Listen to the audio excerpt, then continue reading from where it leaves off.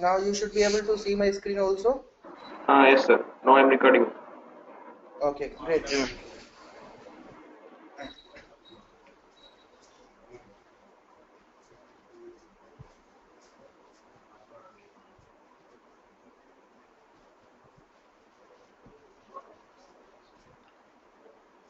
Now so we are going to learn Oracle Database Administration.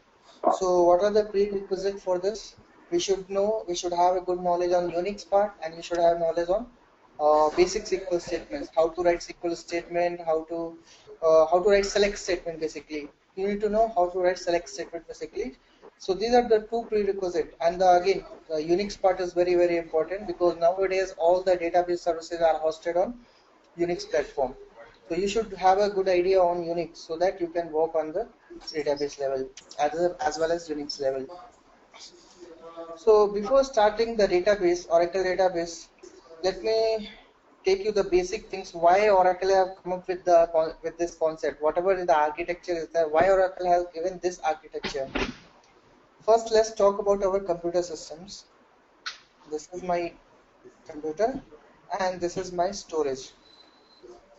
This is my storage, so this will be connected via some bus or somewhere. So let's suppose this is connected via this connection. So each and every day, suppose you have a 1 TB or 1 terabyte or 500 GB of disk.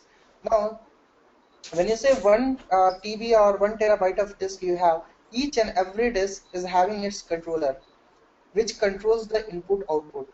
Here I will say disk controller. I'll write it here, disk controller. Each and every disk, each and every hard disk is having some disk controller. Disk controller is used for controlling your input output.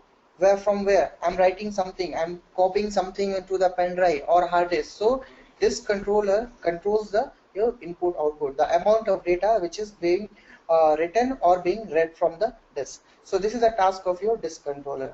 Now consider a situation here where a lot of requests are coming to the disk. Here first request coming, then second request coming, then third request coming. Simultaneously a lot of users are making requests here. So at a certain point of time the disk controller will be overloaded. So this controller will be overloaded. What I'm here, suppose on the disk you have information stored about Smith. Suppose on the disk, on your hard disk, you have information about Smith. All the users are querying Smith information. So this Smith information, what will happen? This Smith information will be traveling through the bus. It will come from here, and it will be loaded into the memory. It will come from here, it will go here, and it will be displayed to the user. So what is happening here? After some time, this disk controller will be overloaded. So what will happen? If the next user, I have here next user, he is trying to access the again Smith information. It will come here. It will try to access this information Smith. Here it will say it's overloaded. Until and unless it will get to space, it will get path to get the data, it will wait.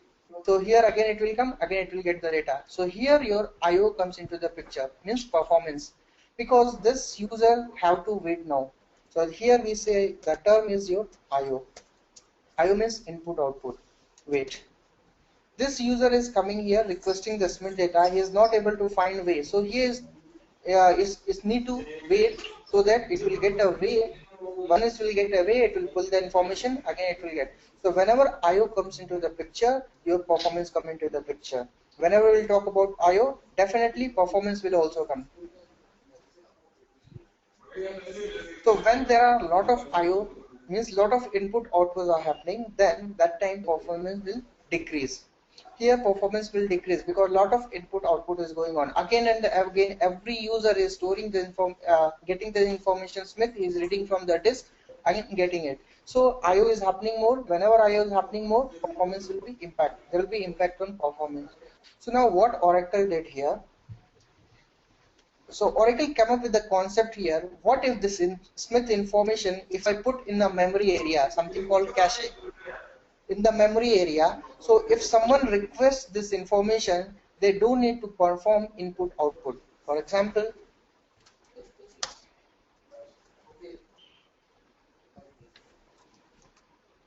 Now what Oracle did here, Oracle thought of, this is your memory area and this is your disk. This is your disk and this is your user again. There are a lot of users who are trying to connect. 2 user, 3 user, 4, 5, 6, 7. These are all users which are trying to get the Smith information. Again, I will take the same example, Smith. So this, now this time, when first user came, is asked for the Smith information. It came here.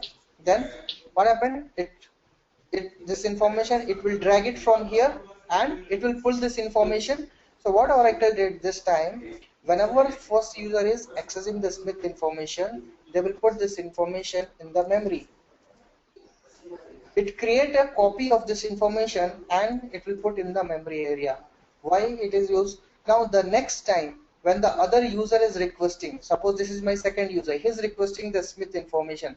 Now they don't need to perform IO because Smith information is available in your memory. So from the here itself, it will get this information. Same thing, this third user is getting the Smith information. It will get it from the here. It will get it from the back from the memory area. So what will happen now? Only one IO is performed here. This was your bus where this controller was controlling the input output. Now only one IO is happening. The next user who is requesting for the Smith information, they are getting this data from the here itself. So they don't need to perform IO. So Smith information is stored here. They don't need to perform input output again and again. So we have increased our performance. So that is why Oracle came up with this concept. Whatever frequently accessed data will be there, they will keep in the memory here, so that next user is accessing the same information, they will get it from the memory. They don't need to perform input output. So this is the concept they came up with. Is this clear? Yeah. Okay. So now we'll see the architecture of Oracle database. What is the architecture of Oracle database? So to understand the architecture of Oracle database, we need to understand some terminology we used in the Oracle database. When I say box or when I say servers, I am talking about the physical system where our Oracle database is running. That means I'm talking about the server where you have installed your Oracle database. So in real time we term as a box, or we say as a server. My Oracle database server, I will say as a Oracle box. That means where my Oracle database is hosted. So this is called your Oracle box. So when we say database in Oracle, so in Oracle databases comprises of two things.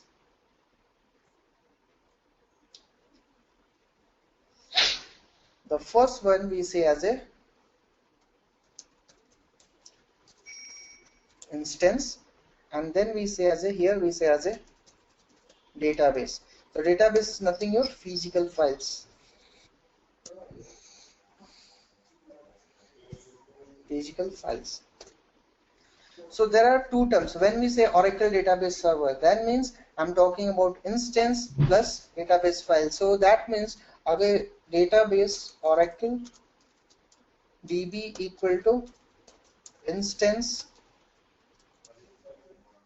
plus your physical files. So now what is instance and what is physicals, we'll explore each and everything one by one. So hereafter when you say Oracle database, that means it's an instance and physical files. Now coming back to instance, what is instance? Now instance is nothing but your memory. Instance is your memory. Memory means your RAM, your system RAM. Memory plus some background process. Instance is what? Nothing but this is your memory which we allocate from our RAM plus background process. Let's simulate this situation with our real-time as we work on our laptop or desktop. Suppose I'm opening some file. This is my some file. I have opened some file. If I write something and I save this file, and if I again open this file, so where this data is storing? This data are stored on the disk, on my system hard disk, right? So when I open this file, so this file contents will be loaded into the RAM and then it will be displayed. This is what happening in the our normal system. Same thing here also. Actually, data will be your stored on here on the database physical files. Here, if you are storing, you are creating any table, you are inserting any record, all those information will be stored in this files. So when you need to access this data, when you want some information, you are saying select star from EMP. So what it is doing, your EMP table is stored on this physical file. So this table will be loaded into the memory. Now what memory I'm talking about? So this is the memory from your RAM. The RAM you having, let's suppose your system having 4 GB of RAM or 8 GB of RAM.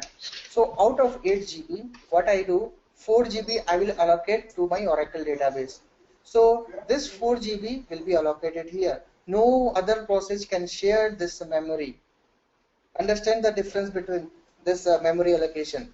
In our system, let's say I have 4 GB RAM. Okay, I'm playing some game, I'm opening Internet Explorer, then I'm editing my, let's say I'm running one VM or anything. So what I'm doing, you are distributing your memory. You have 8 GB, so all the memory will be distributed with the all application. So if you are opening a Word file, so you cannot say, okay, this Word file is going to take 100 MB of RAM. No, you cannot decide this thing. But when we install our Oracle database on our server, so if I have 8 GB, if I have 8 GB of RAM, so out of 8 GB, I will say I'm going to allocate 4 GB RAM dedicatedly to my Oracle database. So when I say 4 GB RAM, I'm allocating to my database. Whenever my database will be up and running, the 4 GB will be allocated to that Oracle database. No other application can share that memory. So that is the memory I'm talking about here. When I say instance equal to memory. Then what is background process? Again, when I'm opening this file, so this file is stored on my disk, correct? So there will be some processes which will be helping us to bring the data from the disk to memory. So there are some processes which are helping us. Same thing here also.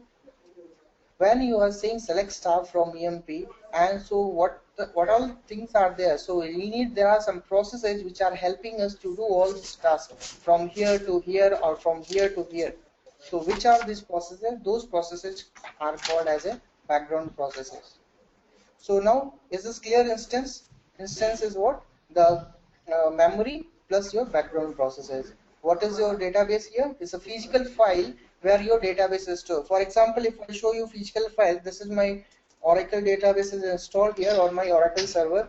Don't worry about this. I'm showing only the physical files. These are all my physical files. See, sysox, system, tel, dbf. So these are all my physical files. This is the file I'm talking about here. These are my physical files. Don't worry about all those things. We'll see how to create all this stuff.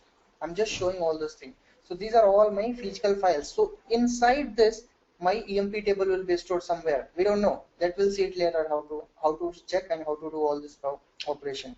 So on this file, my information are stored here. So is this clear? Yeah. See, this Oracle database is very used. The architecture is very used. So you should able to understand each and every point. If you do not understand Oracle architecture, you cannot learn the database administration. If you understand the architecture very well, you can do all the stuff. It's very easy to understand all the basic stuff. Whatever we'll be learning, it will be very easy. But if you do not understand this thing basics, you cannot learn DBA. So this is very important. So if you have any doubt, anytime, just ask me. This is just basic I have told. Now we'll explore one by one. So Oracle database, instance and physical. So it comprises of instance and physical file. Instance is nothing, it's memory plus background processes, and then this is your physical files.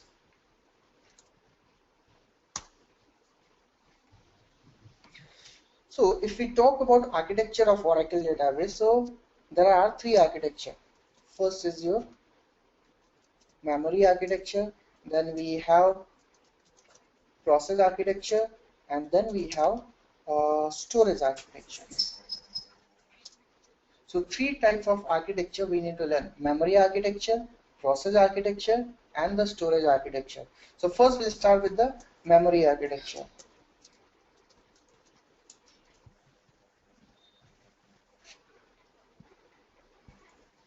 Sorry, spelling mistake. So what is the memory architecture now? In memory, when we say instance, so instance means memory. So I'm going to talk about particular, in instance I'm going to talk about memory part. So in memory, if you say, there are three memories. Again, here there are three memories part. One is your SGA, and other is your PGA, the other one is your UGA. Now what is SGA? SGA is System Global Area. What is PGA? Program Global Area. This is your user group global area. User global area. Just write down all these points because I may not able to write all those things. So if you are not understanding any point, or if you know that this is very important for you, you can note down all these points. So one by one we'll talk all about SGA, PGA and UGA. So let's talk about SGA first. First is your SGA. What is SGA? SGA is some group of shared memory structures. What is SGA? SGA is nothing but some shared memory structure. Shared memory structure means this area is also divided in different chunks of memory, because these are all memory parts. These are all coming from RAM. So let me draw this here. This is suppose SGA. So as I said, this is the collection of some chunks of memory. So I will write down the first part is called your database buffer cache. The next part is called redo log and shared memory. I'll write down all one by one. The first part is called your database buffer cache. This is called your redo log buffer. This is called your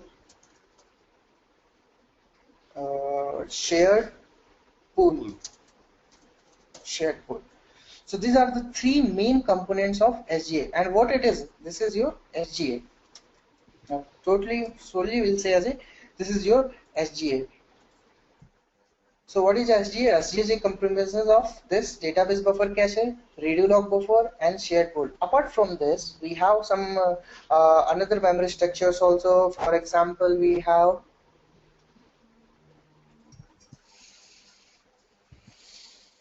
here we have large pool, then we have Java pool, we have stream pool. So these are the optional memory area. These three are very important, is required, and these three are optional, very optional. Large pool,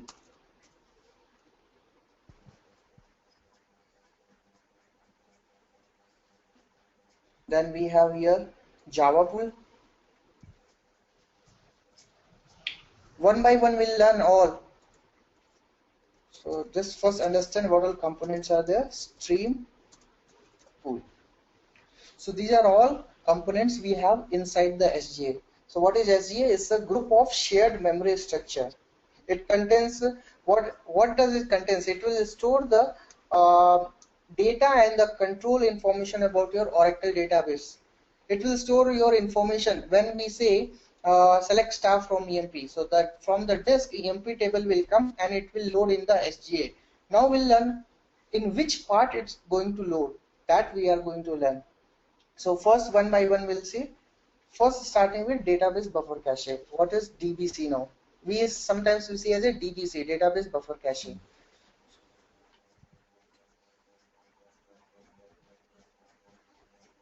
I will open another window.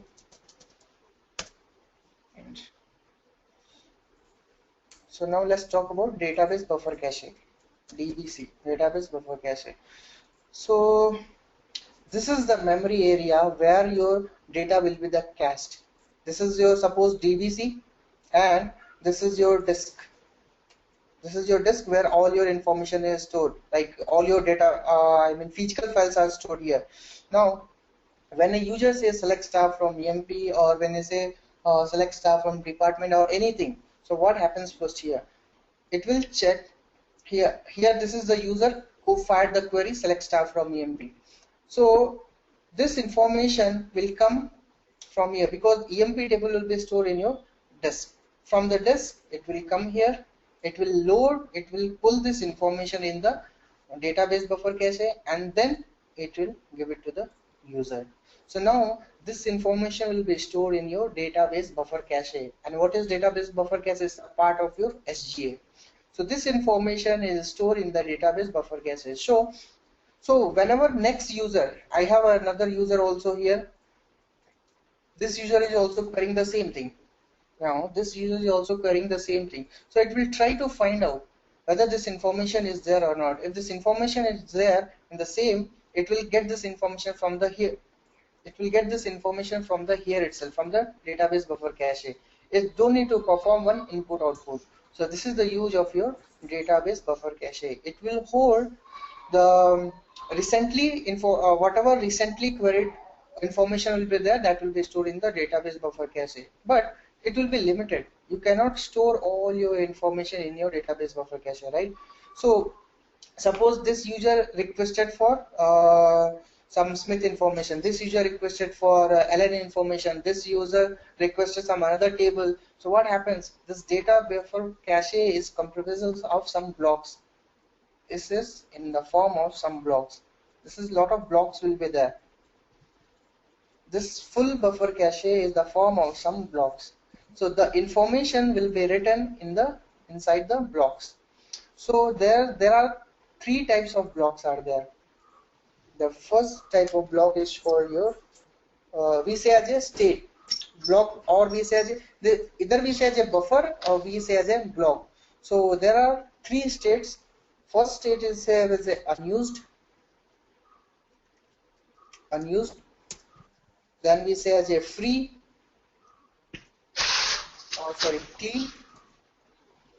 clean, and then we say as a dirty.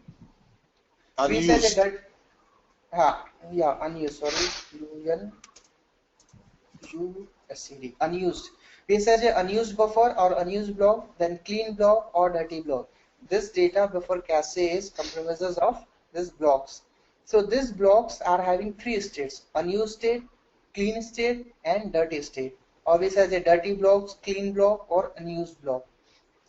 First time when this Oracle instance will start, the all blocks will be clean.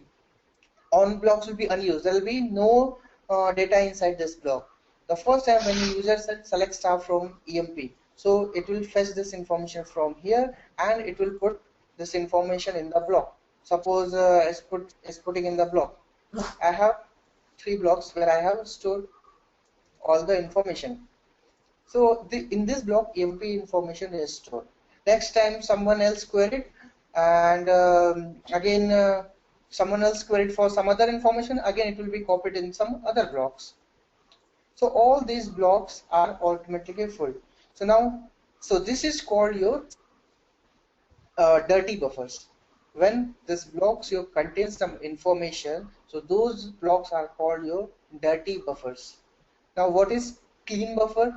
Clean buffer means unused buffer. These are all your unused buffer. These are not yet been used. See, this block, this block, this block, these are not yet been used. So this is called your unused buffer. So after some time, there will be a time where all blocks will get filled, right? So suppose this is also filled, this is also filled, this is also filled, this is also filled. So all blocks are now filled.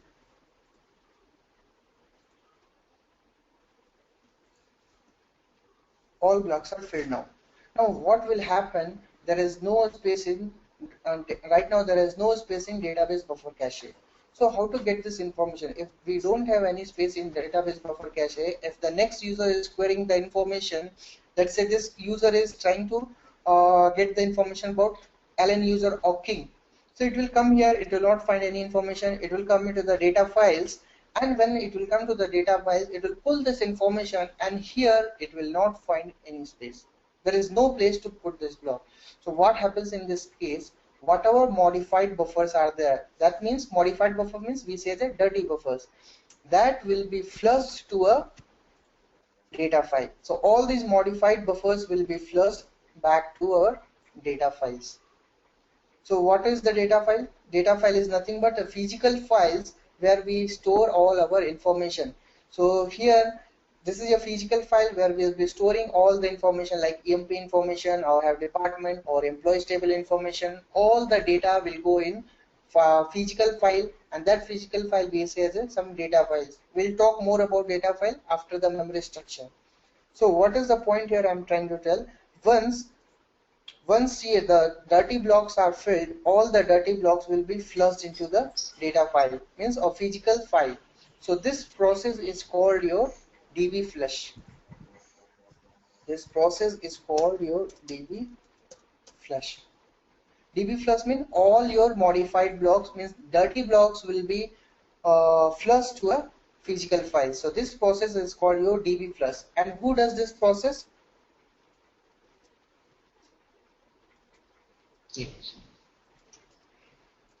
There is a process called database writer. Sorry, DBW.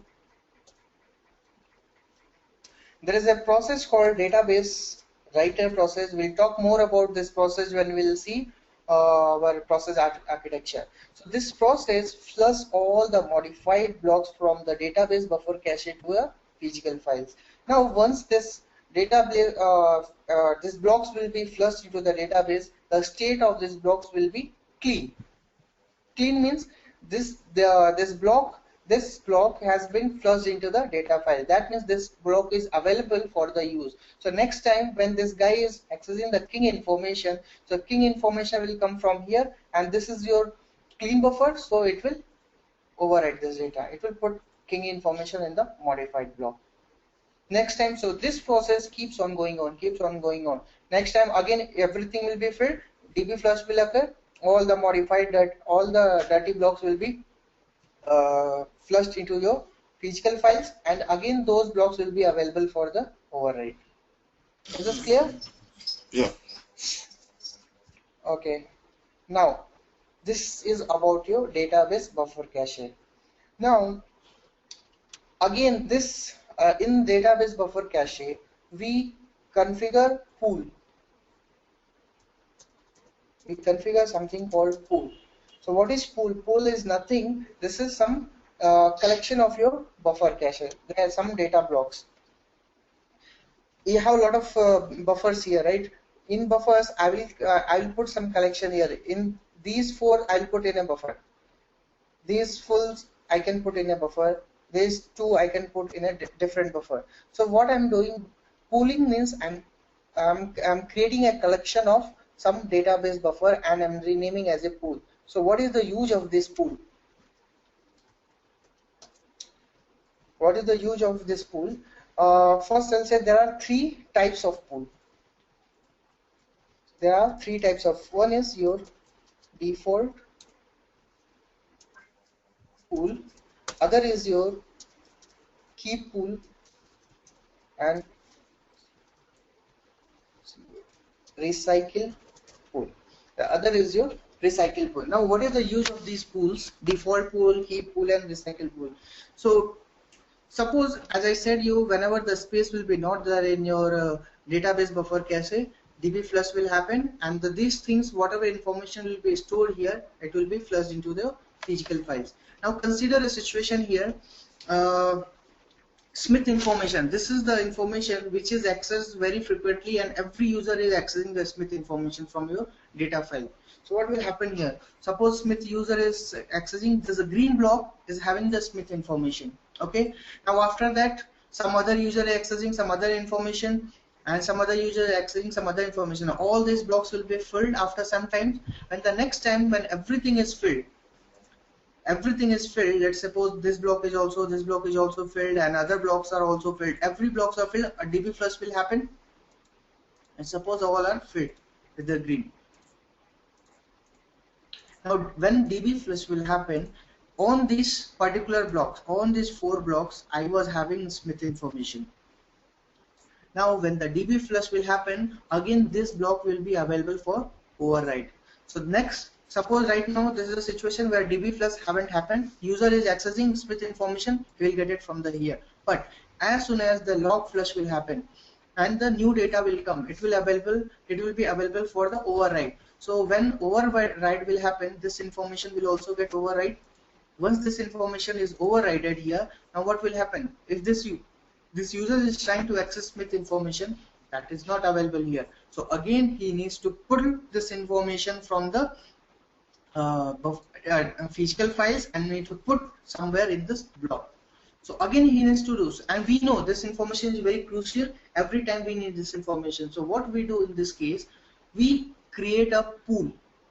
So this is the use of your keep pool. So what it does is keep pool. We create a pool and we'll put some data buffers there, and we'll keep all the information in that keep pool.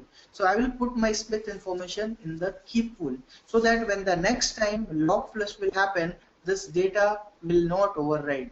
This data will not go into the data file. Still this information will be there. So what is the intention of keep pool? Next time that data flush happened, the next time data flush happened, now this information will be not overridden by any other process, any other information. Following what I'm trying to say? Yeah. What is the use of keep pool? Keep pool is used for store the information in the database buffer cache. Same thing. If you do not configure keep pool, things will go into the default pool. There is one default pool. That's all. All blocks are coming into the default pool. So if you want to store some information in the database buffer cache, we create a keep pool and we'll keep all the information, all the blocks information in the keep pool. Now recycle pool, what is the use of recycle pool? Recycle pool is used for, suppose those blocks which are not used very frequently, those blocks will put in the recycle pool. That means we don't need this block now. So what we'll put? We'll pull this information into the recycle bin, so that other information can accommodate to that place. So this is the use of your recycle pool.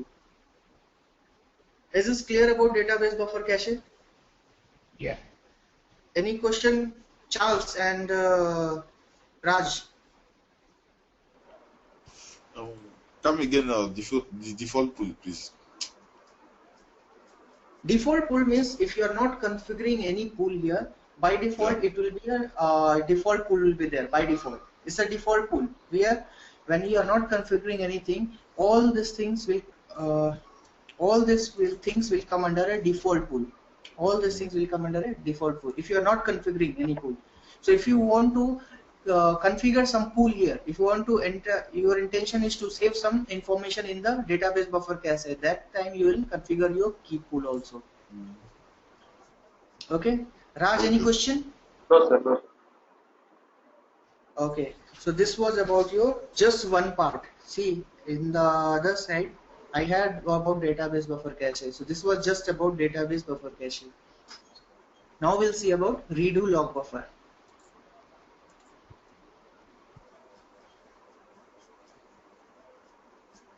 So what is now redo log buffer? Again, it's a memory area inside your SGA. Again, it's a memory area inside your SGA. So what information does it hold here? What information this redo log buffer holds? Whenever we make any changes in our database, any changes means you are creating a table, you are inserting some record, you are running one insert statement, insert into EMP or select star from EMP. Whenever any kind of change, any DML or DDL operation you are performing, so what Oracle does here, it will store all this information in the redo log buffer. All the information, whenever you are storing any changes, any structural changes you are making in your database, all those information will be stored in your redo log buffer. Whatever activities you are performing related to structure of the database, all those information will be stored in your redo log buffer, and this is called your redo log entry, or we say redo vectors. We say as a redo vectors. So this is your redo vectors, means nothing but this is all changes you have made in your database. You created a table, you dropped a table, you recreated another table, you inserted some records, means you are doing some changes in your database. So all those changes will be recorded into your redo log buffer. So there will be some time when this will get filled, correct? once this gets filled, then what to do? So there is a separate process which is your again this is your physical file. So there is a separate process, it's called your log writer, which flushes all the contents from the redo log buffer to your physical file. So what is the process here? We have log writer. Log writer. And what is the name of the process? LGWR. So what is the use of this? Because we need whatever changes you are making, there will be some point, because this is a memory area, right? So after some time this will get filled. So when this gets filled, then there is a process called log writer. It will flush all the contents from your redo log buffer to your physical files, and this physical file name is your online redo logs. In case of database buffer cache, here you have DBC and here you have again physical file. So this is your DBC, database buffer cache, and this is your data file. We'll talk about more about data file and online redo log. These are all your physical files. We'll talk more about later. So which process flushed from the DBC to a data file? Which process does this? DB writer. Yeah, DB writer. DB writer flushed from the DBC to data file. Which process flushed the things from here to here? Log writer. So this process is called your log flush. This process is called your DB flush, and this process is called your log flush. When I say DB flush is happening, that means what will you understand DB flush? Things from the database buffer cache is going to your physical file in data file. When you say log flush, that means things from your redo log buffers is going into the online redo log. What is online redo log? Nothing but some physical files. And which process does this? Log writer. Now, so this is about your redo log buffers. So two things are clear: database buffer cache and your online redo logs. Okay? Yeah. Okay. The next will be your shared pool.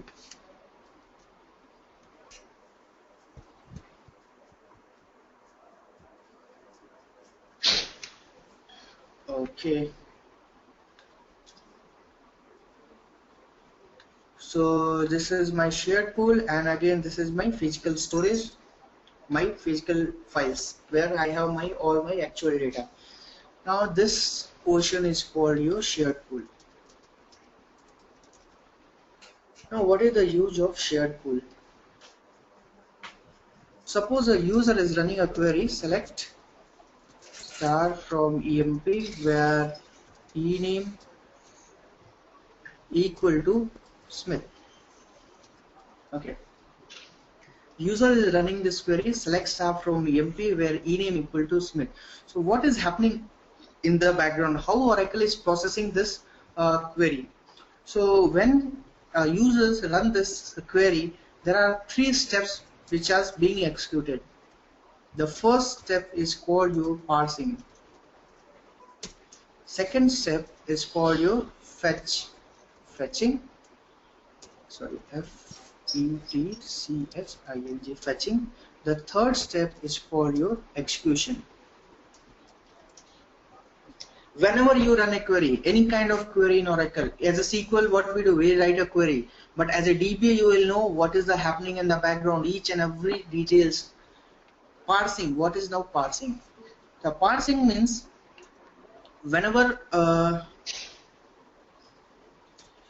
parsing information means whenever you run a statement, so first it will check whether the syntax is correct or not.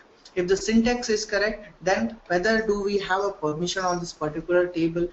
The user who have fired this query, that user is having permission on the EFB table or not. So this kind of check, all the privileges and permissions will be checked. Then the syntax error will be checked, whether we have any syntax error or not. If it is not, this check is this check will be passed. When this check will be passed, then what it does, it creates an execution plan.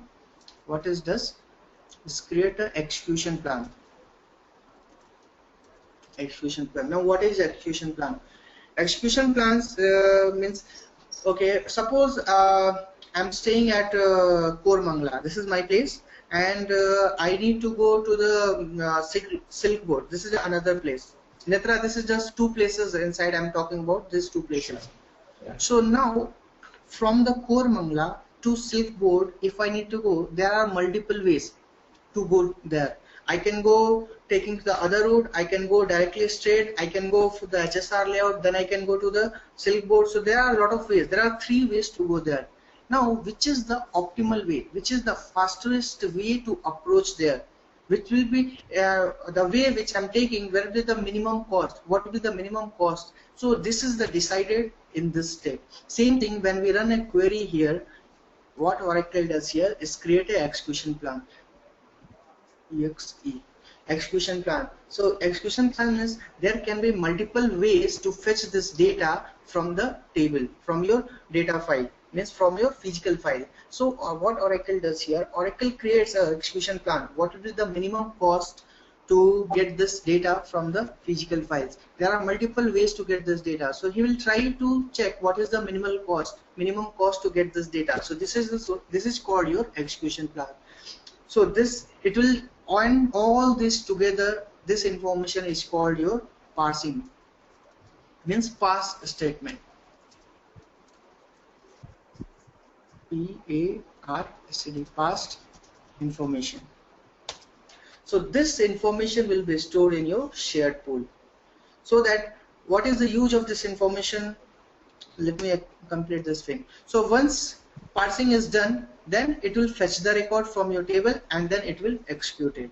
So the question is, why we are storing all this thing here in your shared pool? Now suppose a user is running select staff from EMP where ename equal to Smith. Now the parsing information is stored here. Parsing information is stored here. Okay. Now another user, here I have another user, he is also running the same information, same query, select staff from EMP where ename equal to Smith. So again all the 3 processes will go. First it will parse, then it will fetch, and it will execute. So what if we store this information here itself, somewhere in the memory? So shared pool is the area where it will store your parsing statement, SQL execution plan, whatever plans will be there. So next user when is running a query, it will come here. It will come here in the shared pool and it will check whether do we have parsing information or not. If we have the parsing information, then it don't need to create an execution plan and don't need to check the syntax and other things. It don't need to create all those all those processing. So the execution will be fast. Then it will directly fetch and execute it. So this is something like, suppose I need to go from Bangalore in Kormangla to Silk Board. So first I need to check what is the cost. If I'm going by bus, what will be the bus fare, then which bus I need to take, and then how much time it will take. Do I have a stoppage where I need to change my bus? All those information I need to gather, right? So I need to take time. So this is the first time when I'm going there, I will be needing all this information. The next time when I need to go there, I don't need to do all this information because I already know, okay, 201, this is the bus number I need to go, I need to take there. There are no stoppage. 10 minutes or 15 minutes it will take to reach there. If I go from this path, it will be the shortest path, where to get down. I know all this information. Same thing is here also. When the next user is running the same query, it know all the information. So it don't need to perform all this activities. So your performance will be fast. The query execution will be fast here. So that is why we store all this information in the shared pool. Now, when this user is getting this data from the shared pool, so this is called your library cache hit. Library cache, cache hit. When the next user is trying to run the same query and he is able to get this data from the shared pool, that means your parsed information is present in your shared pool. So this is called your library cache hit, or we say as a soft parse. In the interview they will ask you what is the soft parsing and what is your hard parsing. So this is your soft parse, because again Oracle do not need to create an execution plan and need to create a parse information, because this information is already there. So this is called your library cache or soft parse. Then what if this information is not there? What if I don't have this information here? Now when this user is running a query and this information is not here, then what it will do? Again it will go through all these phases. First parsing, execution, fetching and execution. Need to perform all these steps. So this is called your hard parse. Hard parse, or we say as a library cache mesh. So we say as a library cache mesh also. What is soft parse? If the user is able to get the parsing information from the shared pool, it is called your soft parsing, or we say as a library cache. If it is not able to get this parsing information, it is called your hard parse, or we say as a library cache mesh. So if your database is performing lot of hard parse, that means your database performance will be slow. If it is performing soft parse, that means performance will be good, because it's able to get the parsing information from your shared pool. Is this clear? Yeah. Now this memory area is also divided into the different parts.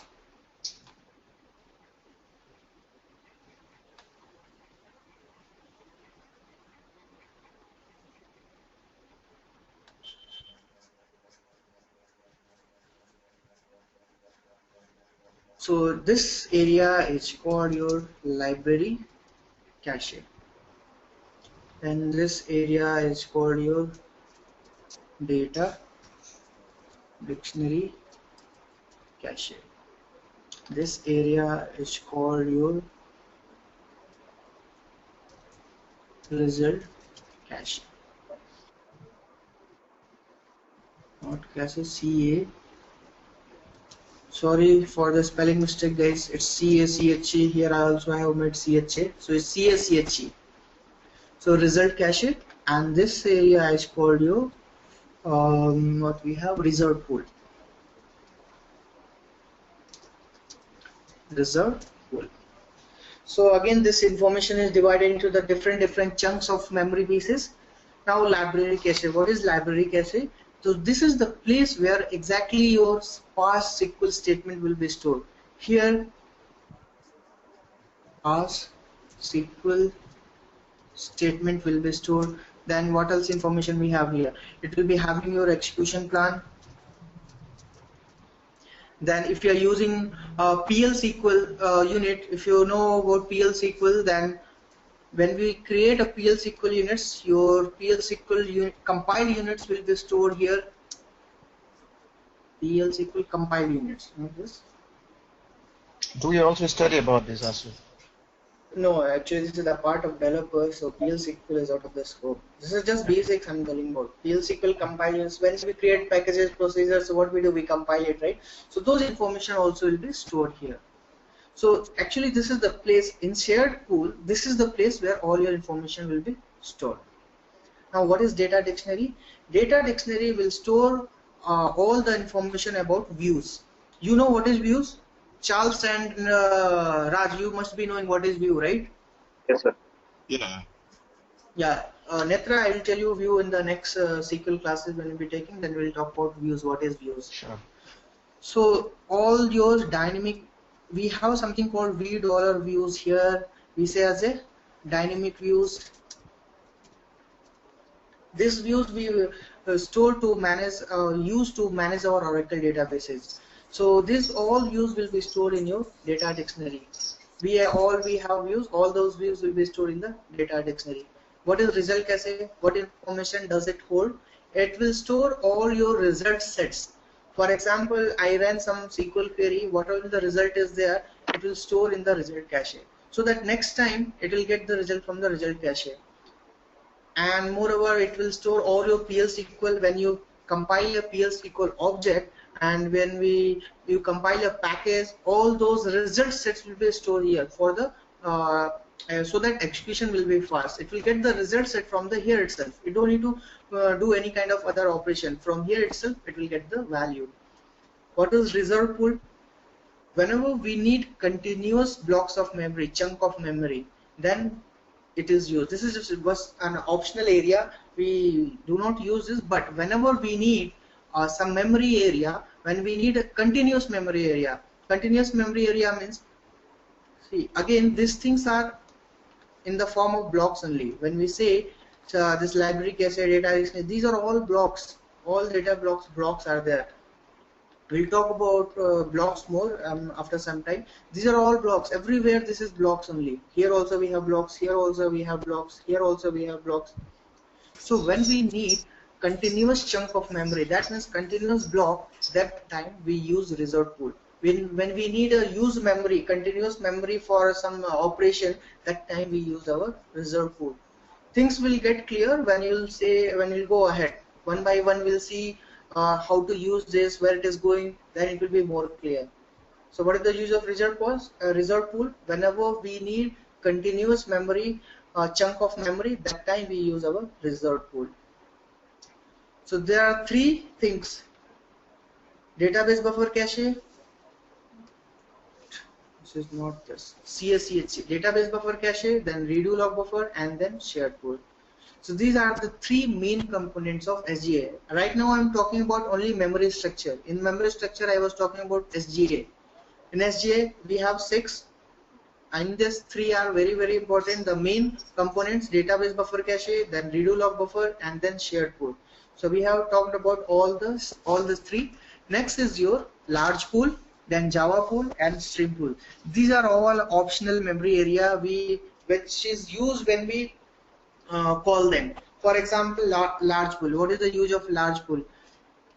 Again, whenever we need a memory area, when we need a large memory area, that time we use large pool. Whenever, for example, RMAN activity, for backup activity, whenever we perform backup and recovery activity, we need a large memory area for that. So for that, we need a large chunk of memory, continuous memory allocation, more than shared pool. Just now I was talking about whenever we need a large memory area here, if we need more than this, that time we use large pool. So for example, RMAN. If you use RMAN is nothing, a recovery manager in Oracle, which performs your database backup and recovery. So whenever RMAN is used, that time your large pool is used. What is Java pool? Whenever we use some Java specific code in your environment, at that time only Java pool will be used. What is stream pool? Whenever you use any kind of replication. Replication means you are copying, means you are duplicating something. We have Oracle Golden Gate and all, these are all streaming. So whenever we are using some replication, at that time only stream pool will be used. So that's why these are all optional memory area. These are the 3 which will be always there: database buffer cache, redo log buffer cache, and shared pool. Then these are all optional memory area. RMAN, when we use RMAN operation, backup and recovery operation, that time large pool will be used. Java pool, whenever we use some Java specific code, we use JVM, Java virtual machine, that time just Java pool will be used. Stream pool, whenever we perform some replication operation, that time stream pool will be used. So SGA is clear? Yeah. So let's again recall everything. I will write down one select statement here. Select star from EMP where employee number equal to 101. So this is the information. Now let's segregate all the information together. Now what is happening? This user is running this query. There is one user is running this query, select star from EMP where employee number equal to 101. So what is happening now? So here I will draw my physical files. So this is my physical files. So where all your information will be stored.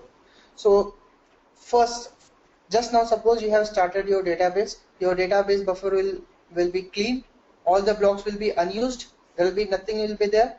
So this user requested thing here. So what it does here, first it will check in the shared pool, correct? In the shared pool it will check whether do we have a past information for this query or not. If we have a passed information for this query, it will get this information from the here, and if we don't have this passed information, it will create a passed information, it will create an execution plan, and then it will check whether this information, the EMP table I'm storing employee number 101. So for this employee, this information is there in database buffer cache or not. If it is not there, then what it does, it will go back to your physical files, means data file, it will pull this information and it will put it here. So it will put it here, this information, and here at the same time it will put the parsing information and execution plan, whatever it was using, it will put all this information in the shared pool, and then it will hand over this information to the client. So it will get the all information, and at the same time whatever things will be there, it will be recorded into your redo log buffer. You created a table, again you modified, you run one update statement here, that block will come here, it will modify everything here, everything will be here, and the same time everything will be recorded into the redo log buffer. And when this will get filled, then DB flush will happen. So database writer will flush all the dirty blocks into the here file on the physical file, and here log flush will happen. Log flush means which process will do? Log writer. It will flush all the content from the redo log buffer to physical files. Now is SGS clear to all of you? Yeah. So basically, it works together, isn't it? Everything. Yes, everything was together. Okay. Here, if you are writing database buffer cache, things will record it here also, redo log buffer also. So Yeah, each and every area is having their own importance. And what all these areas? These are all memory area we are allocating from our RAM. Yeah. Okay. Raj, any question? No. Charles, any question? No. Okay. Okay. Now the next is your PGA. Just now we talked about SGA. Now we'll talk about PGA. Now what is PGA? PGA is your program global area. So let's again simulate the situation again. This is my user 1, this is my user 2, this is my user 3, and this is my user 4. And here I have my SGA, and here I have my physical database. So in this SGA again you will be having, now I'm not mentioning all those chunks. When I'm saying SGA, now you should able to understand what all memory parts are there. Now when the user is requesting, this user is requesting something. Suppose this user is running a query, select star from EMP, order by salary. Select star from EMP, ordered by salary, or any query. When this user A is running this query, what is happening in the background now? So whenever a user is running, so there will be one client process. Client process. Now what we'll learn about more about client process when we say process structure. So whenever a user requests, selects run a query or fire any query, there will be one client process. Client process will go here to the server level, to the SGA here. So here it will find one server process will be there. Here one server process will be there, which will listen the request. This is your client process, and which is your server process. So server process will listen the request. What is the request is saying? Select star from EMP, order by salary. So this guy want all employee list, and he want to sort the column salary in the increasing order. So what server process does, it's create another memory area here for on the behalf of user. So it will create another memory area here. So this is called your PGA. This is called your program global area. So on this on the server process will create a PGA for this particular client, particular connection. Then server process will go, it will check here whether this information EMP table is there in your database buffer cache or not. Again same process will be repeated. It will check whether we have passed information or not. If it is there, then it will fetch and execute, and it will check in the at the same time it will check in the database buffer cache. If the information will be there, then it will hand over this information to the server process, and then again server process will give it to the client process. So what is PGA here? PGA is allocated for each client process. Whenever a connection will be there, for each server process one PGA will be allocated. What is the, for example, if I tell you in real time scenario, okay, I have some file on my desk. There are a lot of files on my desk, and I need to sort these files in some. I need to arrange this file on some area. So what am I here? Here I am server process. So I need some space where I will sort all these files. So what I will do, I will on my counter I will create an empty space. I will pull all the files one side. I will create one empty space. So here server process is also doing the same thing. What server process is doing is allocating one PGA where it will get enough space to do all those processing. So what I'm doing here, as I'm cleaning one of the half of the counter so that I'll get some space and I will arrange the things. So here once I will get the space, I will arrange the things and I will give the and I will be able to arrange the files in the some order within increasing or some alphabetical order. Same thing here also. When I say when this user is processing something, server process needs some space. So it creates a PGA, program global area, so that whatever processing will be happening behalf of the user process or client process, it will happen in the PGA. In PGA, what all information will be stored? Like user is connecting, so what is his login and information? Then a bind variable if it is using. What is bind variable? This is a SQL concept, bind variable. Don't know?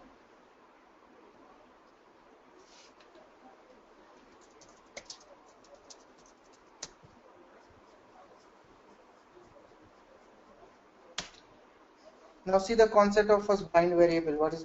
Are you able to see my screen? Yeah. Yes. Select star from EMP where ename equal to Smith. So this will tell you. Sorry, wait. Ashu and Ashu. So I'm running a query. Select star from EMP where ename equal to Smith. So what it's doing here, it's listing the information about Smith. See, employee number, name, job, manager, hire date. So, but this query is running, whenever you run this query, each and every time it will list information about Smith. So what if I give some value at the runtime here? Here, say what I'm going to do now, and name, something like this. See, I'm using and. So this is called your bind variable. It will get some value. When you will run this query, it will ask for the value.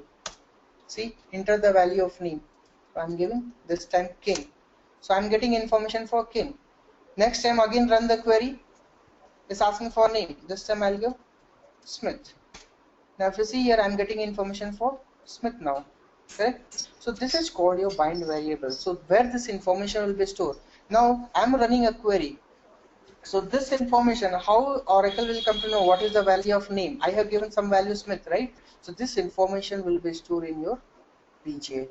So that server process will read this information from here. Then login information, all those stuff will be stored in the PGA. So whenever a user connects to a server, this is a different user. This is the first user. This is the first user. Second user will connect, again one PGA will be allocated. Third user will connect, again a PGA will be allocated. Fourth user is connecting, again a PGA will be allocated. So for each server process, there will be a different PGA. For each user request, there will be a different PGA. So this process, this will be processing by some another server process. Here another server process will be there. Here another server process will be there, which will be processing this user request. This user request will be processing will be by this server process. This user request will be processed by this server process. So for each server process, there will be a different PGA. Is it clear? Yeah. Yeah. Okay. Now next we have UGA.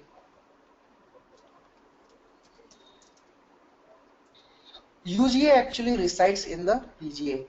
This UGA will be reside in PGA.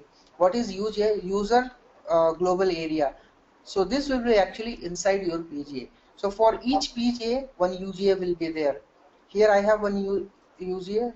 So here also one UGA will be there. Here also UGA will be there, and here also UGA will be there. So actually this UGA contains your login information. If user is trying to log in, whether it's having the authority, what is the password information having, and all the database information required to connect with the database by this user, all those information will be stored inside your UGA. So this UGA will be stored inside your PGA. Okay. So this was all about your process structure. All about your memory structure. Till now I was talking only about memory. Now the next will be your process structure. Do you guys need a break? Shall I continue? Yeah. Okay. Now I'm talking about process structure.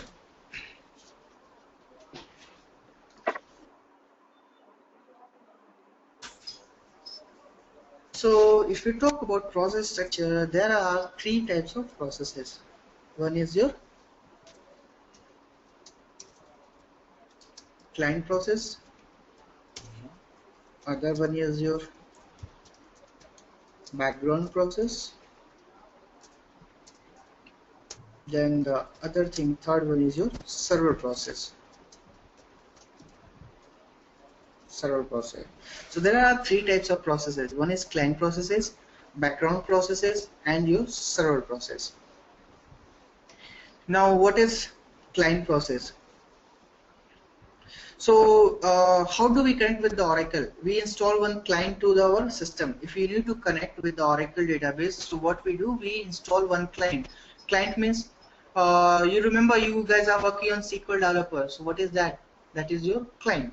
So you are installing SQL developer. So whenever you are making a request, when you're saying select star from EMP, so who is taking this request to your to the database? So this is your client process. So when we have installed SQL developer, there will be one client process running in the background. So this will take this process. Whenever you are running a query, that query will be taken this client process. It will go to the server process. And who will actually process the request? Your server process will process the request. Now what is background process? These are the processes which will help to run your database, these processes are helping your database to make it up and running. For example, if your database, there are some 5 mandatory background processes, your LGWR, then we have first is DBWR, DBWN. So what is the use of DBWN process? What is this process? This process is your database writer process. So what is the use of this database writer process? Whenever a server process, as just now I told you, if you remember, if you remember your database buffer cache structure, so I told you a lot of blocks will be there. So unused block, dirty block, and free blocks will be there. So whenever a server process is not able to find a clean block, I mean reusable buffer, then what it does? It signals to your database buffer, this database writer process.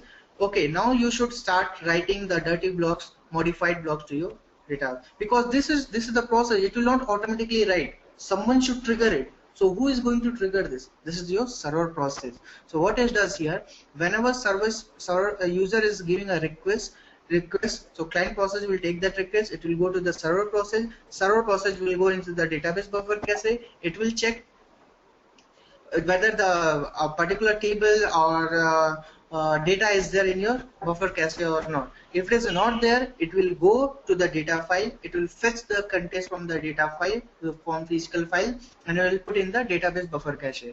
So now, if server process will check whether we have enough space to accommodate this data or not. If we don't have this place to accommodate this data, it will trigger to the, it will send a signal to the database buffer, database writer. So what database writer does, it will flush all the contents from the database buffer cache and it will put into the data file, so that the buffers in the database buffer cache, it will be free to get some old data, new data. Is this clear? Yeah. Okay, so this is the use of your database database writer. The next is your log writer. You already know what is the use of log writer. LGWR.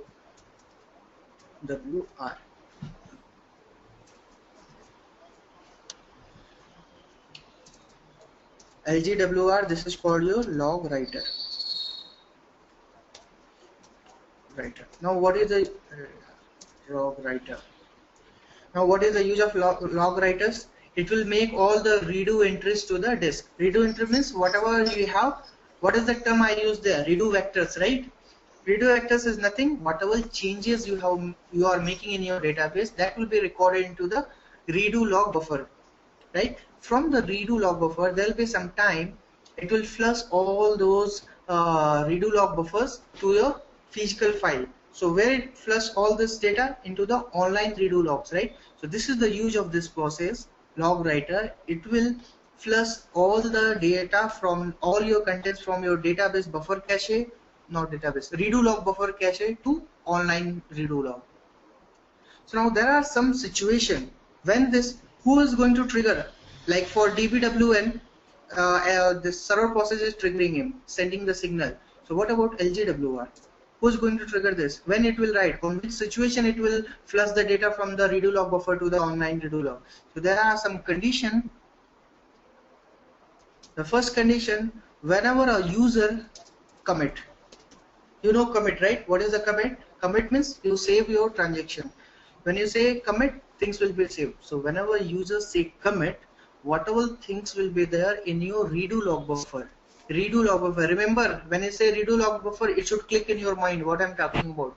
So whenever say user say commit, things from your redo log buffer will be flushed into your online redo log. So this is the first condition. Second condition, every 3 seconds. Every 3 seconds, whenever every 3 seconds is passed, since the last time LGWR has wrote the data, every 3 seconds it will keep on writing. Then the third condition is your, when your redo log buffer is 1/3 full. This is another condition. Whenever your redo log buffer means, remember the memory I'm talking about. Whenever it will be full, 1/3 will be full. That time again this will trigger this and it will copy. It will flush. The log flush will happen. The next is whenever redo buffer contains 1 MB of buffer data. That means that blocks I'm talking about in the redo log buffer, again there are some blocks. If your blocks contains 1 MB of buffer data, again it will trigger it. So LGWR will perform the log flush. Then what else?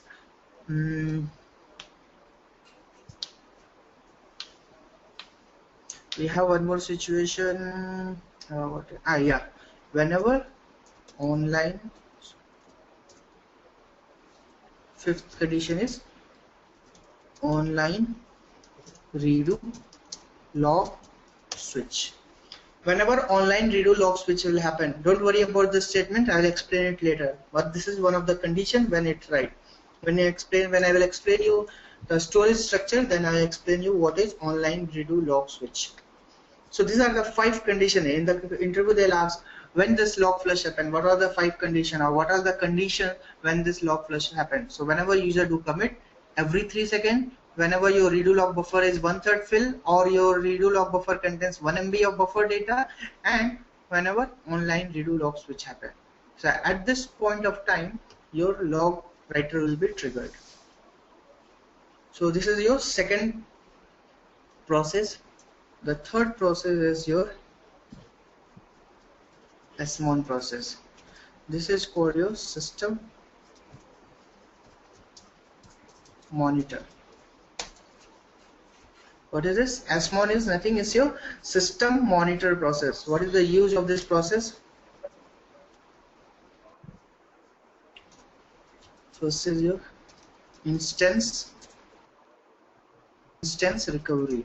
So when I say instance, you should it should click in your mind. When I'm saying instance means what? It's your memory plus your background processes. So when I say what is the use of this SMON process, this is perform the instance recovery. We'll talk more about instance recovery in depth in later, after some time, like in later classes we'll talk about more about instance recovery. Instance recovery is nothing. Suppose your database is up and running and due to some reason your instance got crashed. So when your instance got crashed, your database will be down. So the instance is the main part of your database. Suppose this is my database. So user do not touch this database directly. User touch this database via instance. So here I have my instance here, and this is my database, and user is accessing something from here. Okay, so when a user is processing any request, it will come to the instance and then only it will go to the database level.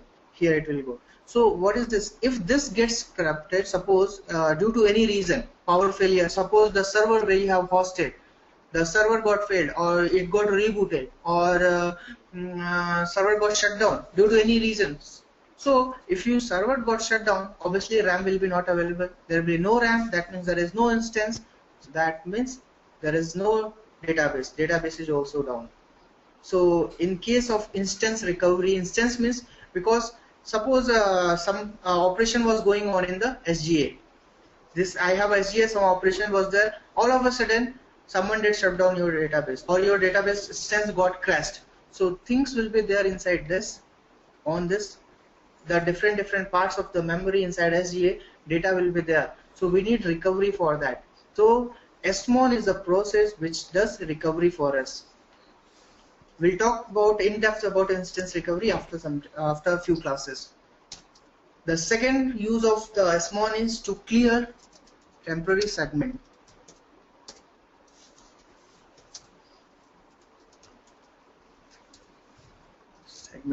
Temporary segments means nothing but it's your area, memory area, temporary area.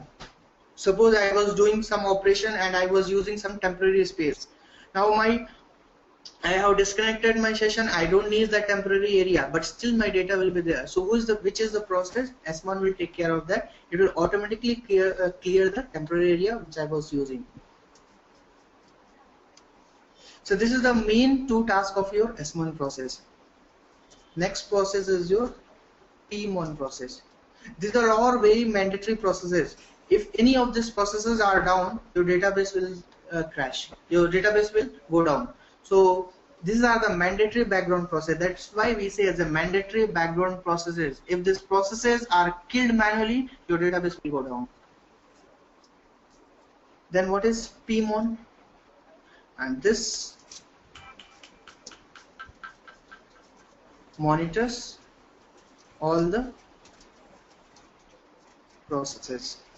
This SMON will monitor all the processes. It will act as a guard. Whenever some process needs some help, they contact with SMON and SMON will help them. PMON is your process monitor.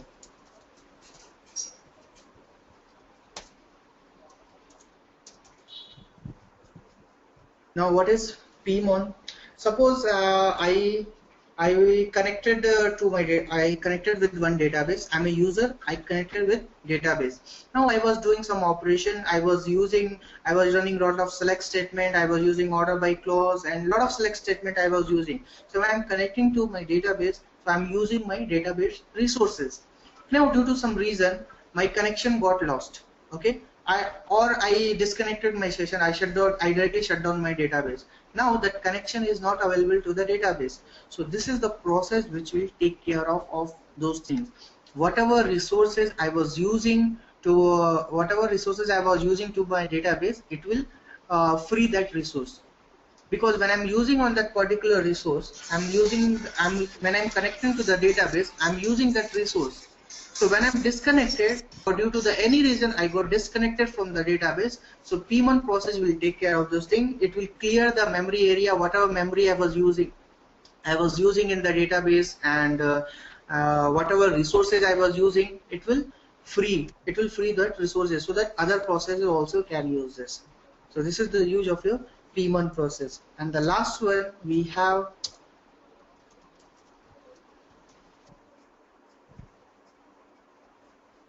checkpoint process.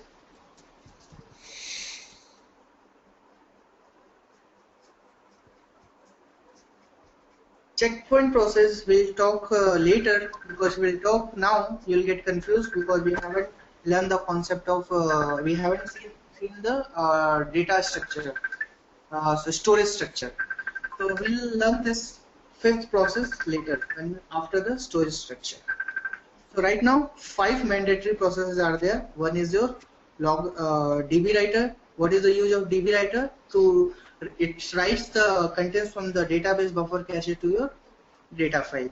What is the log writer? It's write contents from your redo log buffer to online redo log. These are all your physical files. And when it writes, there are 5 conditions. Whenever commits occur every 3 seconds, whenever it is 1/3 full or 1 MB data, it contains 1 MB of data, and whenever online redo log switch occurs. Then third is your SMON process.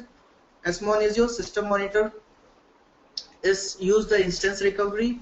It clears the temporary spaces used by us. Then it will monitor all the processes. It acts as a guard to all the processes. Whenever someone process needs help, it calls the S1 process. Then P1 process is a process monitor to clear whenever a user is connected to a database and he abnormally connects his session from the database. So whatever resources he was using, so that will be freed by P1 process. And checkpoint process we'll learn later. So this is about your process structure. Next is your storage structure.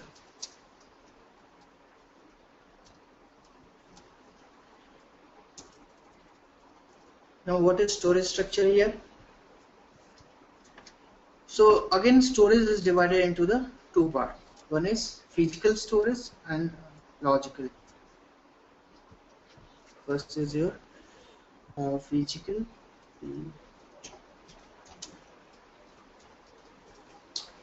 storage, and then we have logical storage. Now the database storage structure is divided into the 2 parts. One is physical and one is logical storage. The question is, why do we need logical storage? What is the difference between physical and logical storage? Physical storage means the files which we can see on the OS level, that is we say as a physical storage. For example, those files I was showing here, right? These files, see? These are all files, all my database files. These are all my database files. So these files I can see. So this is called your physical files. This is a physical files because I can see these files as a database, as a OS level. So that's why I say is a physical storage. Now the second is your logical storage. So when I can see this file here, then why do I need logical storage? Now consider a situation if you need to calculate size of EMP table. How will you calculate? How will you calculate where is your EMP table? If you see these files, how will you come to know where is your EMP table? You cannot see from here, right? So that is why we need logical storage. So logical storage will tell you what is the size inside your physical storage, because where is your EMP table stored, what is the size of EMP table, what is the size of another table, schema size, all those things we'll get from the logical storage. So there are 2 storage, physical and storage. Physicals we can see on the OS level, logical storage we cannot see as a OS level. Now if you talk about OS level, there are some files here. What all types of files are there? The first type of file we have here is data files.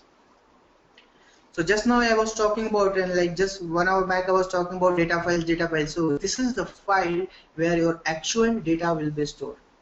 So at every database, every Oracle database has one or more physical data files which will contain your all database data. The actual data of your database will be resides in your data file. So if you see here, these are all your data files which are extending with DBF. These are all your data file. So these are holding your actual data. The second type of file we have here is temp file. What is the use of temp file? To store temporary. I was just talking about temporary space. We need something, right? We need some temporary area also to perform sorting and all those stuff. So that is the file where we'll be having all your temporary storage. So this is your temporary. Here itself it should be there some temp. See, temp 01 is there. So this is used for your temporary area. Then the another kind of file we have is your control file. And what is the use of control file? This is the very important file for your Oracle database.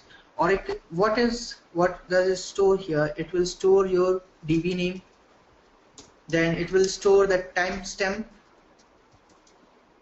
when your DB was created, then what else? It will store all information about your data files and redo log files. Because this is the file, because Oracle database don't know where are your files. You said you have data files, you have stored all this information, but how Oracle will know where are this data file, at which location these data files are there? That information will be stored in your control file. So control file store what is your DB name, what is the timestamp when it was created. It will store the information, not information, you say location. Store location, where it is. Location about your, later I will show you about, I will show you one control file and there I will show you what all information are stored here. So it will store about your data files. Where are your data files stored on your OS level? Where are your redo log files are there? All those information will be stored in your control file. If your control file is corrupted, you cannot open your database. The next file is your password file. Now what is password file? Password file contains the password, username and password for the remote login.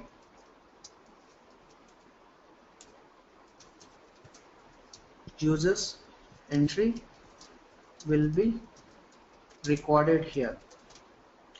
What is the password file? Password file is nothing.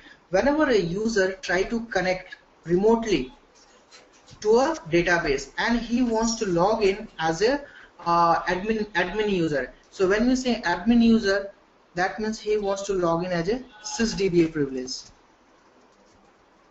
What is sysDBA? This is nothing, admin privilege which is given to a user so that he can perform some admin activity to the database. So whenever a user is trying to log in remotely from another server to the Oracle server and he is trying to log in as a sysDB privilege, so his entry should be recorded in the password file. So if it is not there, the user cannot log in. So this is the use of your password file. Each and everything will come back again. I'm talking about data file, temp file, control file, password file. This is just basic I'm telling about. Everything will come again. I will tell you, I will give you in-depth knowledge again. Then we have, what else we have? Data file, temp file, control file, online redo log file. Yes, this is very important. Online redo log files. So what is the use of online redo log files? Online redo log files means these files contains the data from your redo log buffer. from the, you remember redo log buffer, what trace contains whatever structural changes you are making, it will be recorded into your redo log buffer. So from redo log buffer, log writer will flush all the contents to your online redo log files. So this is the files which will store your all the structural changes. Now let's go in depth about online redo log. So this is my this is my redo log buffer. So this is my redo log buffer. So here I will create some online redo log.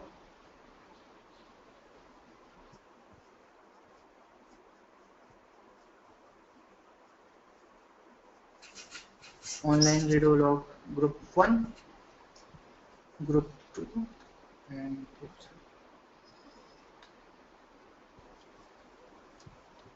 So this is my online redo log. So I'll say here redo log 1. Here I'll say redo log 2, and here I'll say redo log 3. So I have 3 redo logs. So whenever a log log writer, this is your redo log buffer. From the redo log buffer, log writer will write to the online redo log. So what happens here? First, the log writer will start writing to the first redo log file. Okay, so it will start writing. When it's get filled, now what log writer does? It will start writing to the another redo log. Then when it's get filled, then what it does? It will start writing to the another redo log, third. So when there are no online redo logs left, so what it does? Again, it will start overriding your first data. So again, this time it will start overriding here. What are things were there in this redo log? It will start writing this here. Again, it will start writing here, and then once it gets filled, it will start writing here. So the process, when we say, is switching from here to here, so that is called your online redo log switch. This is called your redo log switch. So you remember I was just telling about here, whenever a redo log switch occurs, see, online redo log switch occurs, then log writers write data from the here to here. So whenever a log switch will happen, it will start writing from here to here. So this is your redo log switch. So here all those changes, whatever changes are there, you're making structural changes, all those things will be recorded here, here, and here. So this was your another type of file storage, online redo log files. Then we have something called archived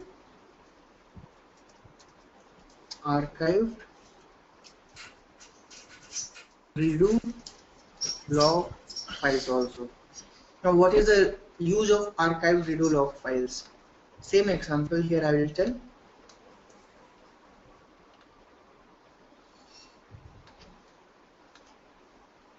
So this is my archived redo log files.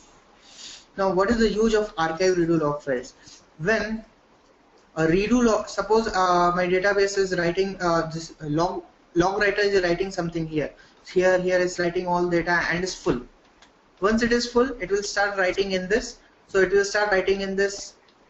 Once it is full, again it will start writing in this. So once it will start writing from here to here. So whenever a redo log switch will occur, what happens? Whatever things are there in your redo log buffer here, it will be flushed into your archived log file, and it is done by a process called ARCM. This is called your archiver process. So what it does, whatever things are there your in online redo log, it will be flushed into your archive redo log. So it will not overwrite data. The contents which are there in this file, until and unless it will go into the archive redo log, it will not overwrite this data. So for that, this scenario, your archiving should be enabled. Now what is archiving? Archiving is nothing, a process where your contents from your online redo log will be flushed into the archive redo log. I repeat it again. What is archiving? Archiving is nothing but the contents from your online redo log files will be flushed into your archive redo log files by the ARCN process. So this process is called your archiving. So if your archiving is enabled, then only this process will come into the picture, ARCN. Otherwise, it will not come into the picture. So if the archiving is not enabled, what will happen? When the next time flush will happen, it will override your previous data. When archiving is enabled, then it will not override until unless it will flush the contents from the online redo log to the archive log. It will not override your data. So this is the use of your archive redo log files. So these are the main components of your storage, physical storage. Now let's talk about logical storage. Undo file is this. Sorry? Undo file. Temp file is there. Undo file is there, sir. Undo. Undo. Okay. No, there is nothing called undo file that will come in the logical storage actually. When we say table spaces, that will come there. Undo again, it's a data file only. It will come into the data file only. We'll talk about when we'll say logical storage. So in logical storage, the first is your block. Then we have, now first, what is block? In Oracle database, as I told you, everything, all the information is stored in the form of buffers. Like you were saying, buffers every time we're talking about buffers, right? So this block is nothing. Is sometimes we refer as a block. Sometimes we say as a buffer. So block is nothing. This is the finest level of granularity, which is intended for store data. When we store some data, when you are inserting some record, when you are updating some value, so where it is storing, that is storing in the form of block. So this is the finest level of granularity, which is intended to store our data in our Oracle database. Now usually our data block size will be 2 KB or 4 KB or 8 KB or 16 KB.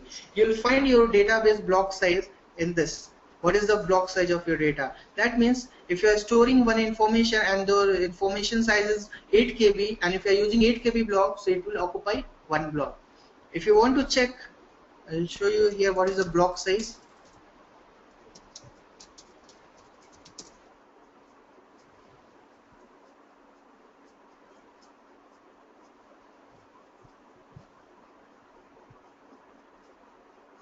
If you see here, what is the block size here? If you check DB block size, what is the value stored? 8192. That means 8 KB. So what is my current database block size? It's 8 KB. So if I'm storing some information here and the total size is 8 KB, so it will occupy one block. If it is having more than, I have information around 10 KB, then it will take 2 blocks to store the information. So this is the granular level which we use to store our data in our Oracle database. Next thing we have our extents. T-E-N-T-S. Yeah, extents. Now what is extent? This is the continuous data block. What is extents? This is nothing but a continuous data blocks. So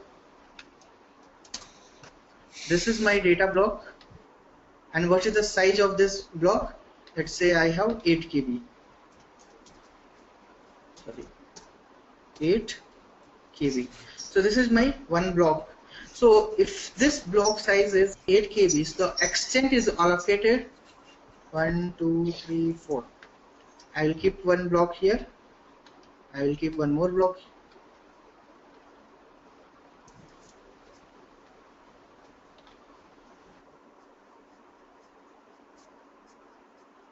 One more block here, then one more block here, and one more block here.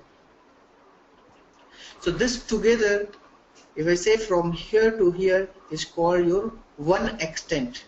So extent is what? Nothing. A continuous allocation of your block is called your extent.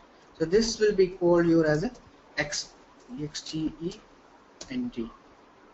So one extent means continuous allocation of some block. So what is the size of extent now? One extent is equal to 40 KB. Then the same thing, extent, if you create more than one extent here, I have here more than one extent. Suppose this and this. Here I have 1, 2, 3 extents. So this together is called as a segment. If we say here from here to here, it will be called as a segment. From here to here, it will be say as a segment. So when when we create any object, so we record a size by segment. How many segment is taking? How many? What is the size of this EMP table? I created an EMP table. I inserted some records. So when I'm inserting some record, definitely is going to occupy some space. So how do we measure that? With the help of segments. How many segments is taking? That many. That will be the size of your that object. We'll see it later. But what is the relation between data extent and segment? Segment contains extent, and extent is a collection of continuous block. So if what is the segment size right now? 40 KB, 40 KB, and 40 KB. 3 extents are there in my segment. So right now 120 KB is the size of my current segment. Is this clear? Data block. If you say continuous database, a continuous data block, it will be called as a extent. Continuous extent will be called as a segment. So here extent, then we have segments. Then one more thing is called, we have table space. TABLE table space. Block, extent, segments. These things are clear. Now table space. What is table space? As I told you, all your information will be stored in your data files. Actual data is stored in your data files. So when I say actual data is stored in data file, so where is this data file? So this data file will be stored in the form of table space. Each table space contains some data file. A table space cannot exist without data file. So here by default there will be some 5 table spaces: system, sysbox, undo, where did it go? Undo, then we get temp, and one more, let me check.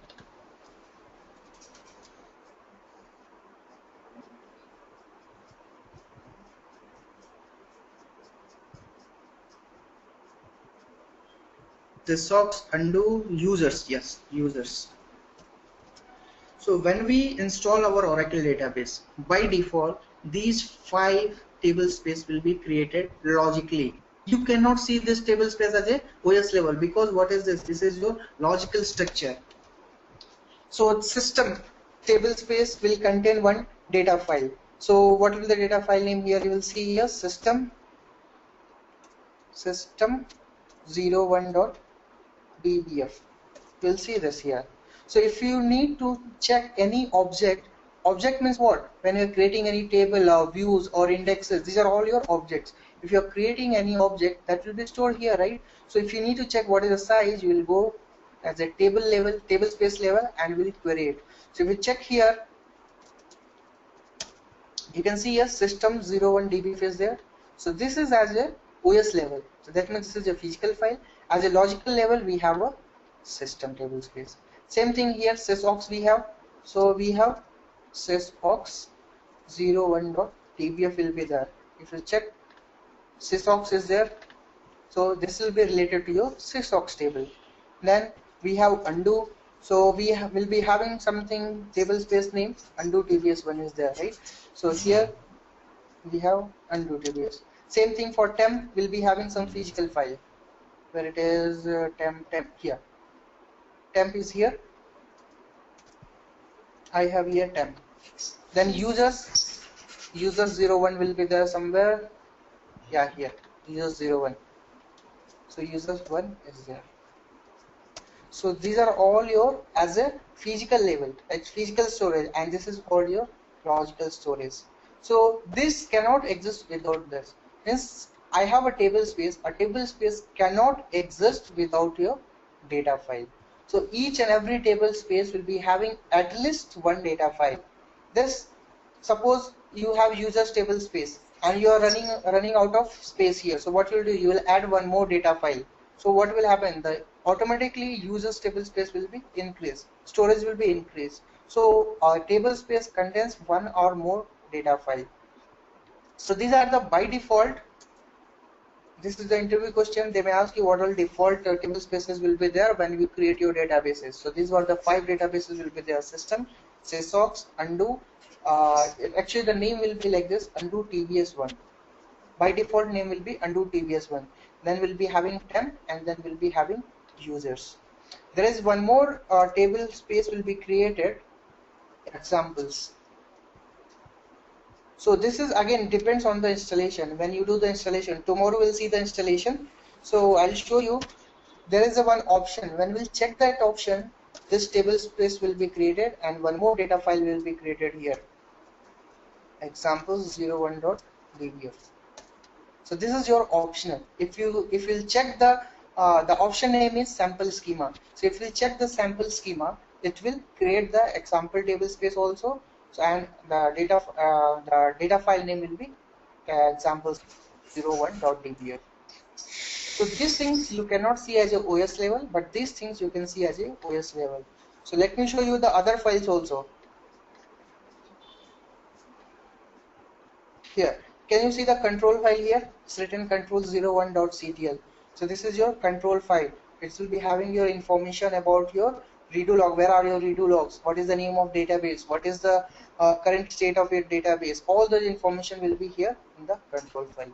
Then see the redo log files are also here. Redo 01, redo 02, redo 03. All the redo log files are here. So it will be all this information are here. All, and the password file will be there on some different location. Password file will be there some different location. Don't worry about all this location. Tomorrow it will be more clear when we do the installation. We'll see everything. Now you can see here. See, this is your password file, Ora PWORCL. So this is your password file. One more file is left. I forgot to tell here. Your parameters file. This is very important. Yes.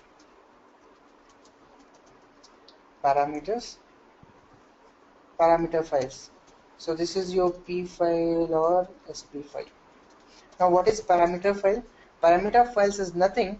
When our Oracle database start, it needs some settings. Like what kind of settings? Like how much should be the RAM for the large pool? What should be the RAM for buffer cache? What should be the memory area for your large pool, shared pool? All those things, all those settings. What is the name of your database? Where is your control file? All those things will be recorded into your P file and SP file. So it is used by your Oracle database. If this file is not there, again your database will not start. For example, I will show you one sample here. Init. This is my parameter file.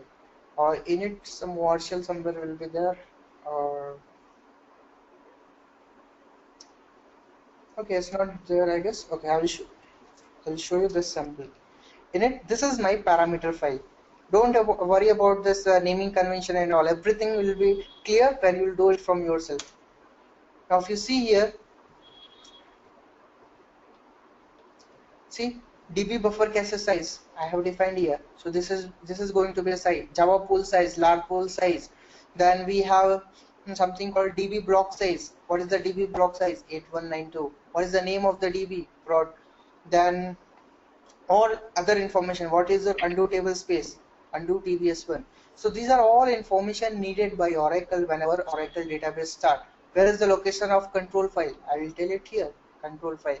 So if this thing is not there, you'll be not able to start your database. So this is our settings which is required. by the Oracle database. So that is called your parameter files. For each and every files, physical storage will learn in depth when we will start in upcoming classes. One by one, we'll see all those information again.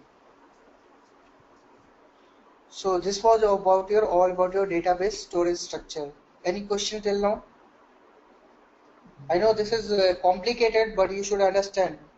Read it, go through this video again and again, 2 times, 3 times, 4 times. 1 times, no one get this everything.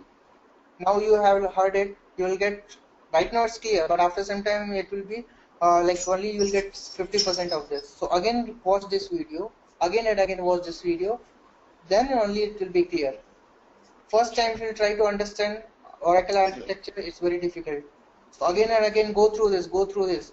It should be by-hearted in your memory. When I say instance, you should automatically, it should click in your mind. Okay, instance, I'm talking about memory and background process. When I say database buffer cache, automatically it should click. What is database buffer cache?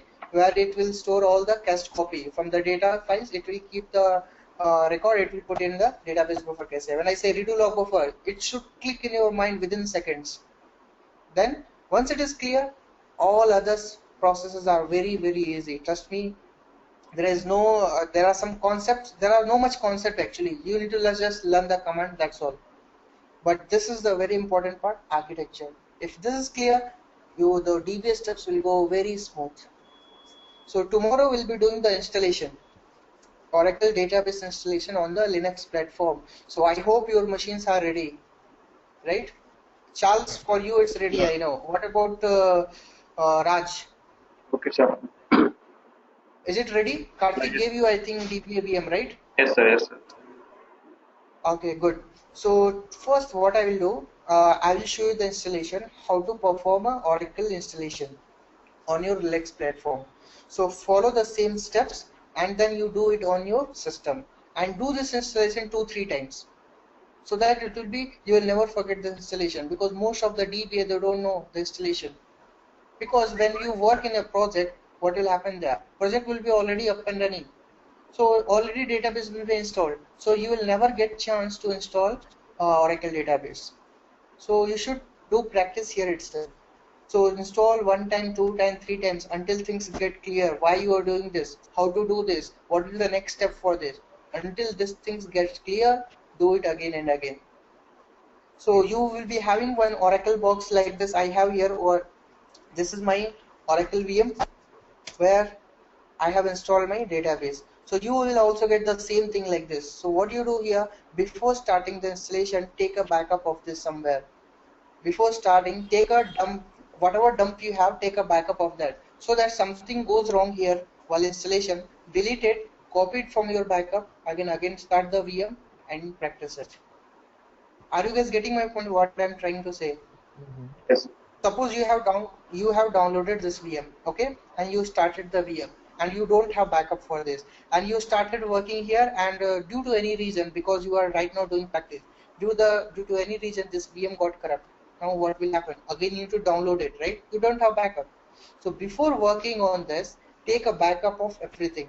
Whatever VM you have, dumps will be having, you take a backup of this and keep it some in your hard disk, and then start working on this. Something goes wrong here, delete this VM, copy it from your backup, keep it here on your system, and start that VM again and start practicing. So this is how you should do.